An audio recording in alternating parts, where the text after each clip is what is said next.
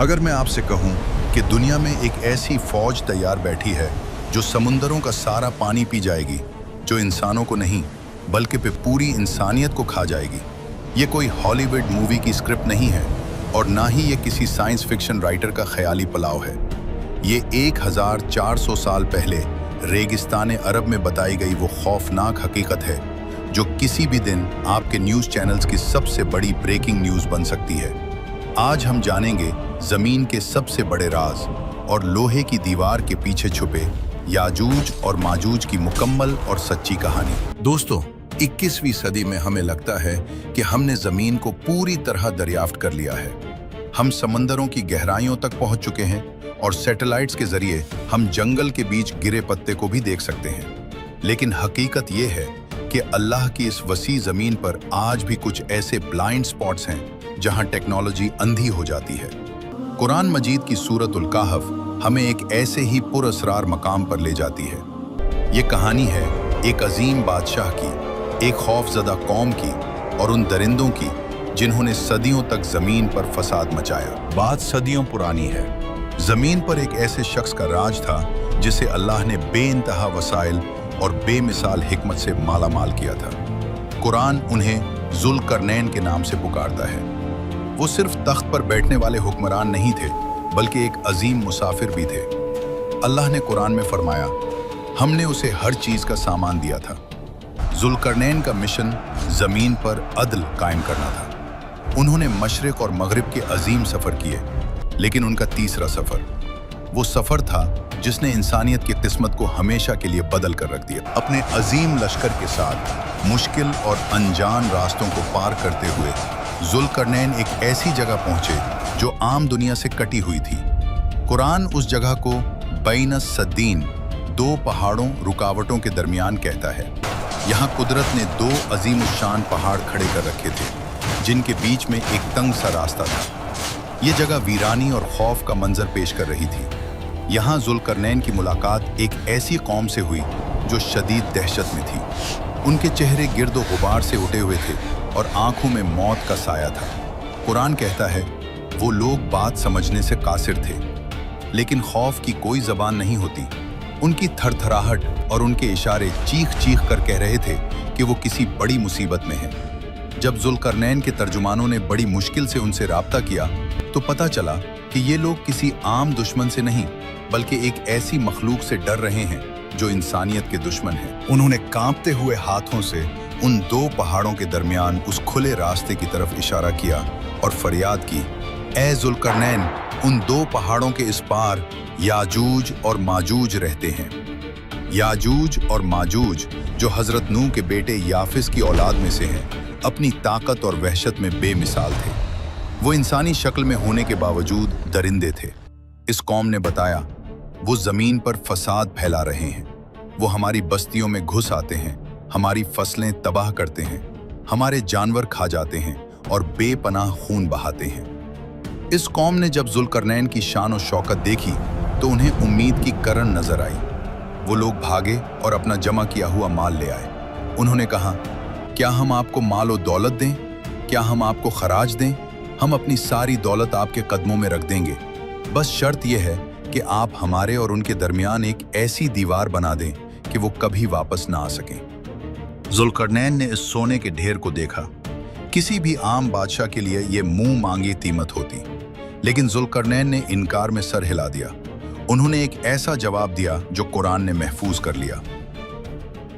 जो ताकत और माल मेरे रब ने मुझे दिया है वो तुम्हारे माल से बेहतर है। मुझे तुम्हारी दौलत नहीं चाहिए। फिर उन्होंने लोगों की तरफ देखा जिनकी आंखों में अभी भी डर था और कहा, मेरी अपनी कुव्वते बाजू से मदद करो। मैं तुम्हारे और उनके दरमियान एक ऐसी मजबूत दीवार बना दूंगा जो कयामत तक कायम रहेगी। जुल्करनैन जानते थे कि पत्थर की दीवार याजूज माजूज को नहीं रोक पाएगी। वो ताकतवर हैं, वो पत्थरों को तोड़ देंगे या उनमें सुराख कर लेंगे। उन्हें एक ऐसा मटेरियल चाहिए था जो नाकाबिले शिकस्त हो। जुल्करनैन ने हुक्म दिया, लाओ मेरे पास लोहे के बड़े बड़े टुकड़े। हजारों मजदूरों ने दिन रात मेहनत की। पहाड़ों को खोदा गया और लोहे के भारी भरकम ब्लॉक्स को उन दो पहाड़ों के दरमियान नीचे से ऊपर तक चुन दिया गया। दीवार उठती गई, यहाँ तक कि वो दोनों पहाड़ों की चोटियों के बराबर हो गई। लेकिन अभी लोहे के ब्लॉक्स के दरमियान गैप्स थे। जुल्करनैन ने कहा, इस लोहे को आग से दहकाओ। पहाड़ों के दरमियान बड़ी बड़ी भट्टियां जलाई गईं। हजारों लोगों ने धोंकनियों से हवा दी। आग का ऐसा मंजर था कि लोहा सुर्ख अंगारा बन गया।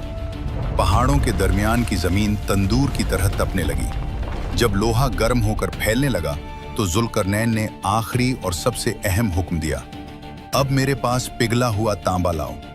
उन्होंने इस गर्म सुर्ख लोहे पर पिघला हुआ तांबा डाल दिया।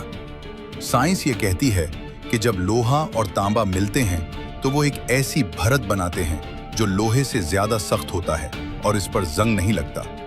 तांबे ने लोहे के ब्लॉक्स के दरमियान सारे सुराख भर दिए। जब वो दीवार ठंडी हुई तो वो कोई मामूली दीवार नहीं थी। कुरान कहता है, बस वो याजूज माजूज न तो इस पर चढ़ सके और ना ही उसमें सुराख कर सके। वो दीवार शीशे की तरह चिकनी थी और फौलाद से ज्यादा सख्त। उस दिन वो दरवाजा हमेशा के लिए बंद हो गया। जुल्करनैन ने इस दीवार को देखकर गुरूर नहीं किया। उन्होंने आसमान की तरफ देखा और कहा, यह मेरे रब की तरफ से एक रहमत है। लेकिन फिर उन्होंने एक ऐसी बात कही जो आज तक फजा में गूंज रही है,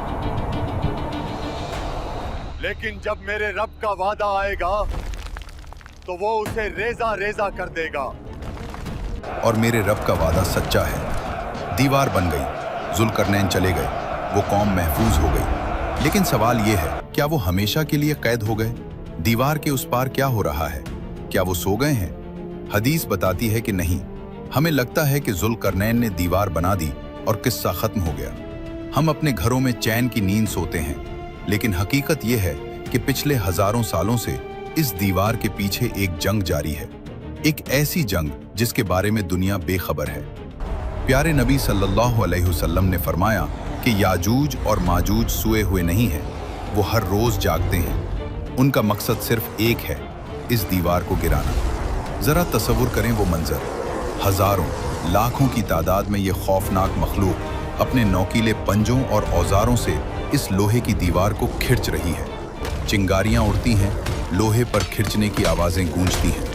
वो सुबह से शाम तक पूरी ताकत से दीवार को तोड़ने में लगे रहते हैं। मेहनत करते करते शाम तक वो इस पॉइंट पर पहुंच जाते हैं कि उन्हें दीवार के पार से सूरज की हल्की सी किरण या रोशनी नजर आने लगती है। वो आज़ादी के बिल्कुल करीब होते हैं। दीवार बस टूटने ही वाली होती है। तब उनका सरदार कहता है, रुक जाओ, बहुत काम हो गया। बाकी जो बचा है वो कल सुबह आकर तोड़ेंगे और निकल जाएंगे। लेकिन वो सदियों से एक ही गलती करते आ रहे हैं। वो इंशाअल्लाह, अगर अल्लाह ने चाहा, कहना भूल जाते हैं। जब वो रात को सो जाते हैं तो अल्लाह की कुदरत हरकत में आती है। रातों रात वो टूटी हुई दीवार वापस जड़ जाती है। सुबह जब वो उठते हैं तो हैरान रह जाते हैं। दीवार पहले से भी ज्यादा मजबूत और सख्त हो चुकी होती है। सदियों से यही खेल चल रहा है, रोज खोदना, रोज इंशाअल्लाह भूलना और रोज अल्लाह का इस दीवार को वापस जोड़ देना। ये अल्लाह का निज़ाम है कि जब तक वक्त नहीं आएगा ये सैलाब रुका रहेगा। लेकिन दोस्तों, हर कैद की एक मुकर्ररा मुद्दत होती है। कोई जंजीर हमेशा कायम नहीं रहती। एक दिन आएगा जब दज्जाल का फितना खत्म हो चुका होगा। जमीन पर हजरत ईसा अलैहिस्सलाम का राज होगा।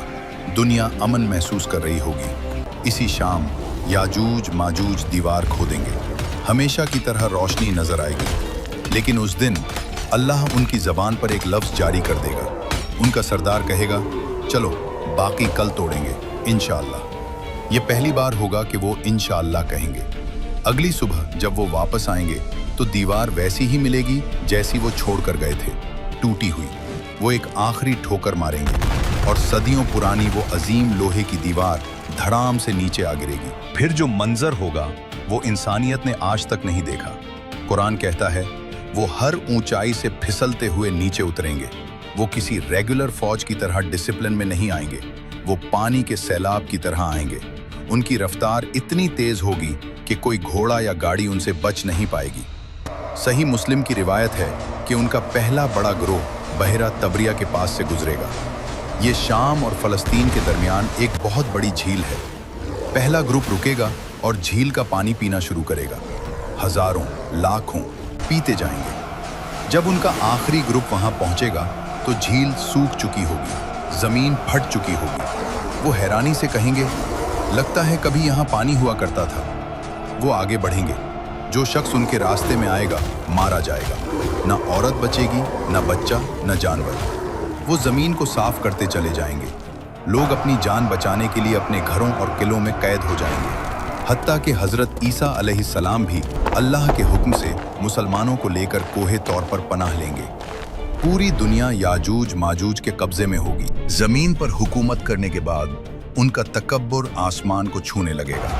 वो कहेंगे, हमने जमीन वालों को खत्म कर दिया, आओ अब आसमान वालों को कत्ल करें। वो अपने तीर और नेज़े आसमान की तरफ फेंकेंगे। अल्लाह उन्हें ढील देगा। उनके तीर खून में लिपटे हुए वापस आएंगे। वो खुश होंगे और जश्न मनाएंगे कि हमने आसमान वालों को कत्ल कर दिया है। उस वक्त हालात निहायत सख्त होंगे। खाने की ऐसी कमी होगी कि एक बैल का सर भी 100 दीनार से ज्यादा कीमती समझा जाएगा। हजरत ईसा अलैहिस्सलाम और उनके साथी अल्लाह से गिड़गिड़ा कर दुआ करेंगे, या अल्लाह, इस अजाब को हमसे दूर कर दे। अल्लाह अपने नबी की दुआ कैसे रद्द कर सकता है? दुनिया की सबसे बड़ी फौज को मारने के लिए अल्लाह कोई एटम बम या फरिश्तों की फौज नहीं भेजेगा। अल्लाह अपनी सबसे छोटी मखलूक को भेजेगा। अल्लाह उनकी गर्दनों में एक बीमारी पैदा करेगा, नगफ। ये एक किस्म का कीड़ा है जो बकरियों और ऊंटों की नाक में होता है। रात के वक्त ये बीमारी फैलेगी और सुबह होते होते सब के सब करोड़ों की तादाद में याजूज माजूज एक साथ मर जाएंगे। हदीस के अल्फाज हैं कि वो ऐसे मरेंगे जैसे एक नफ्स मरता है। हजरत ईसा अलैहिस्सलाम के साथी जब डरते डरते पहाड़ से नीचे झांकेंगे तो हर तरफ खामोशी होगी। एक बहादुर शख्स को नीचे भेजा जाएगा। वो वापस आकर खुशखबरी देगा कि दुश्मन हलाक हो चुका है, लेकिन जमीन पर कदम रखने की जगह नहीं होगी। हर तरफ लाशें और शदीद बदबू होगी। जमीन पर सांस लेना मुश्किल हो जाएगा। हजरत ईसा अलैहिस्सलाम फिर दुआ करेंगे, अल्लाह इस हम लंबी गर्दन वाले बड़े परिंदे भेजेगा। वो आएंगे, उन लाशों को अपने पंजों में उठाएंगे और वहां फेंक देंगे जहां अल्लाह चाहेगा। उसके बाद अल्लाह एक ऐसी रहमत की बारिश बरसाएगा जो मिट्टी के घरों से लेकर खेमों तक हर जगह पहुंचेगी। ये बारिश पूरी जमीन को धोकर शीशे की तरह साफ और चमकदार बना देगी। जमीन को हुक्म मिलेगा, अपने फल उगा और अपनी बरकत वापस ला। वो दूर इतना बरकत वाला होगा कि एक अनार का छिलका इतना बड़ा होगा कि पूरी जमात उसके साए में बैठेगी। शेर और बकरी साथ चरेंगे। बच्चे सांपों से खेलेंगे, लेकिन कोई किसी को नुकसान नहीं पहुंचाएगा। दोस्तों, याजूज और माजूज की कहानी सिर्फ एक वाकया नहीं, एक वार्निंग है। वो दीवार आज भी वहीं है, वो कोशिश आज भी जारी है। सवाल ये नहीं कि वो कब आएंगे, सवाल ये है कि जब वो आएंगे तो क्या हमारा ईमान इतना मजबूत होगा कि हम दज्जाल और उस फितने का मुकाबला कर सकें।